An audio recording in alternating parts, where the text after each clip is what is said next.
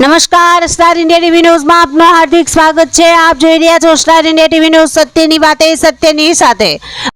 આજે મારા મત વિસ્તાર પારિયાદ ગામની નજીક એક નાના સૈડા જે ગામ છે ત્યાં એક વાડી નો કાચો માર્ગ છે, જ્યાં કોઈ દિવસ ક્યારેય મોટા વાહનો ચાલતા નથી। ત્યાં માત્ર ને માત્ર ટુ વ્હીલનો માર્ગ છે, કાચો માર્ગ છે। આ માર્ગ ઉપર એક 12 વ્હીલ એક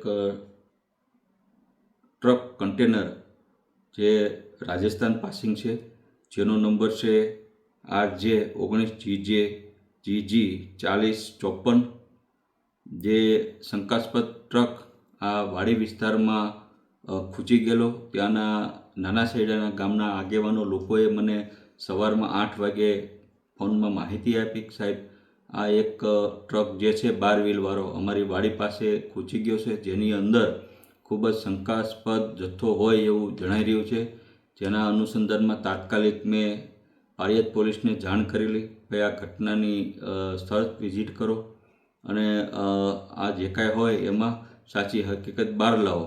ત્યાર પછી હું પોતે સ્થળ વિઝિટ કરવા ગયો। સ્થળ વિઝિટમાં સાથે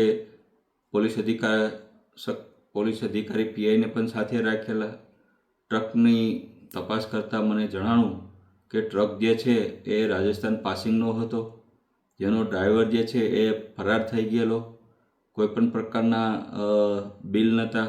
એટલે ક્યાંક ને ક્યાંક આ શંકાસ્પદ જથ્થો મારા મત વિસ્તાર સૈડા ગામે ઝડપાણો છે, જેની અંદર ઓછામાં ઓછી 1000થી 1500 થેલીઓ એવી છે કે જે થેલી ઉપર ઉર્દૂ ભાષામાં કાંઈક લખેલું છે। એટલે કે સ્પષ્ટપણે જોઈ શકાય છે કે આ જે મટીરિયલ જે કાંઈ પકડાણું છે એ ભારત દેશનું નથી, એટલે કે આ પાકિસ્તાનનું હોઈ શકે અથવા બાંગ્લાદેશનું હોઈ શકે કે અન્ય અફઘાનિસ્તાનનું હોઈ શકે।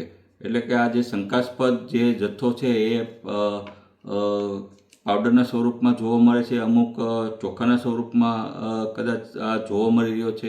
એટલે આજે સ્થળ વિઝિટ કરતાં, મારી સ્થળ ઉપર રેડ કરતાં મને જણાઈ રહ્યું છે કે ભાઈ આ ખૂબ જ આંતરરાષ્ટ્રીય આ સ્કેન્ડલ હોય એવું જણાઈ રહ્યું છે। એટલે આજે મેં મામલતદારશ્રી અને પુરવઠા અધિકારીને ટેલિફોનિક સૂચના આપી છે કે ભાઈ તાત્કાલિક તમે સ્થળ ઉપર તમારી ટીમ મોકલી અને આ જથ્થો જે છે એને તાત્કાલિક સીલ કરો અને આનું જે કાંઈ છે એ રિપોર્ટ કરો કે ભાઈ આમાં ખરેખર આના સેમ્પલ લેવામાં આવે કે આ પાવડર જે છે એ શું છે।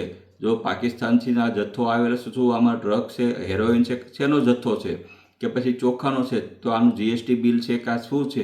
ટૂંકમાં ખૂબ જ કરોડો રૂપિયાનું આ મટીરિયલ છે 2 નંબરનું, જે આજે તમે જોયું છે કે ભાઈ એક્સપોર્ટ કરીને જે રાજસ્થાનથી અહીંયા લાવવામાં આવ્યું છે, તો મારા વિસ્તાર સૈડામાં 1000 કિલોમીટર થાય છે, તો વચ્ચે અનેક ચેકપોસ્ટો આવી છે, તો શા માટે આ ટ્રકને ક્યાંય અટકાવવામાં નથી આવ્યો? ખૂબ જ આ એક પ્રશ્ન ઊભો થાય છે। એટલે કે આજે હું રજૂઆત કરું છું ઉચ્ચ કક્ષાએ કે ભાઈ આની તપાસ જે છે એ તાત્કાલિક કરવામાં આવે અને જો કાંઈ આવી શંકાસ્પદ જથ્થો હોય તો આનો માલિક કોણ છે, મંગાવનાર વ્યક્તિ કોણ છે, એની પર પૂછપરછ કરવામાં આવે।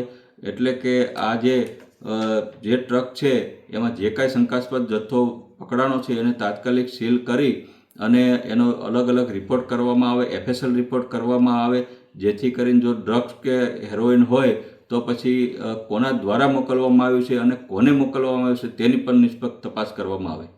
Star India TV news Botad, reporter Imran કડકતરા।